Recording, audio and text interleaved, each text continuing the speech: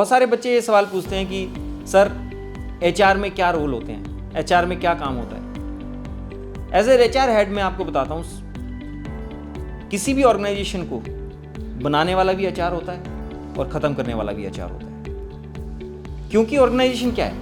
Organisation is all about people, right? अगर मान लीजिए किसी भी ऑर्गेनाइजेशन में अच्छे लोग होंगे तो वो ऑर्गेनाइजेशन ऑटोमेटिकली अच्छी हो जाएगी।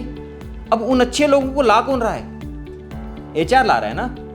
अब एचआर कैसे डिसाइड करता है कि कौन आदमी अच्छा है और कौन बुरा है? उसको अच्छा या बुरा डिसाइड करने के लिए जो भी एप्लीकेंट है, जो उस कंपनी में काम करना चाह रहा है, देखिए जैसे ही वो अप्लाई कर रहा है तो it means that person is motivated to work for you.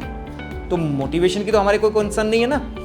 हमारे को पॉइंट ये है कि उसकी एबिलिटी चेक करनी है कि क्या उसके अंदर वो एबिलिटी है कि वो हमारे साथ काम कर सके, और दूसरी हमें ये चेक करनी है कि क्या उसके अंदर उतनी एडेप्टेबिलिटी है कि वो हमारी एनवायरनमेंट में काम कर सके, राइट? क्योंकि अगर उसकी एडेप्टेबिलिटी नहीं होगी तो भी वो फेल हो जाएगा, और अगर उसकी एबिलिटी नहीं होगी तो भी वो फेल हो जाएगा। अब एबिलिटी हम चेक कैसे करते हैं? मैं आपको एक बहुत सिंपल सा फंडामेंटल लॉजिक बताता हूँ।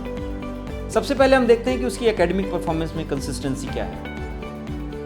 कंसिस्टेंसी का मतलब मैं ये नहीं कह रहा हूँ कि वो फेल हो गया या उसने ईयर ड्रॉप कर दिया या नहीं। नो, कंसिस्टेंसी मीन्स कि वो उसके एग्जाम में नंबर कितने आ रहे हैं। कभी ऐसा तो नहीं है कि एक साल तो वो 70% पे है, दूसरे साल वो 20% पे है, ऐसा तो नहीं है। क्या वो कंसिस्टेंटली अपने स्कोर्स को इंप्रूव करने के लिए एफर्ट डाल रहा है? उससे हमें क्या पता लगता है? उससे हमें बहुत स्ट्रांगली एक चीज समझ आती है कि this person is self critical. वो अपने परफॉर्मेंस को रिव्यू कर रहा है, उस अपनी परफॉर्मेंस को अप्रेज कर रहा है, which is a very very important tool for any HR person.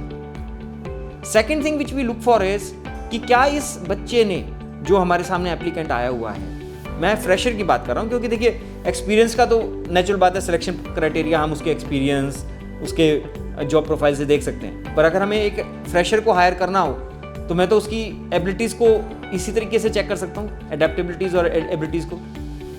दूसरा मैं जो चेक करता हूँ वो ये देखता हूँ कि अगर उसके लिए कोई एक चैलेंज था तो उसने उस चैलेंज को कैसे टेकअप किया, और उस चैलेंज को टेकअप करके कैसे उसने उसको सॉल्व किया।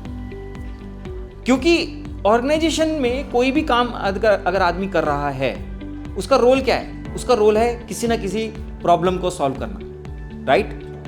N organisation is what? Organisation is all about creating the value for the environment, and the value is in terms of solving a problem. So जितने भी लोग उस ऑर्गेनाइजेशन में काम कर रहे हैं वो किसी ना किसी एक प्रॉब्लम स्टेटमेंट के ऊपर काम कर रहे हैं। तो अगर मान लीजिए मेरे को उस फ्रेशर के अंदर ये एक एडेप्टेबिलिटी दिखती है कि हाँ वो चैलेंज लेना पसंद करता है और उन चैलेंज को सॉल्व करता है successfully, I think that's a wonderful tool. So I think sometimes very very basic things can give you a great insight into the human mind.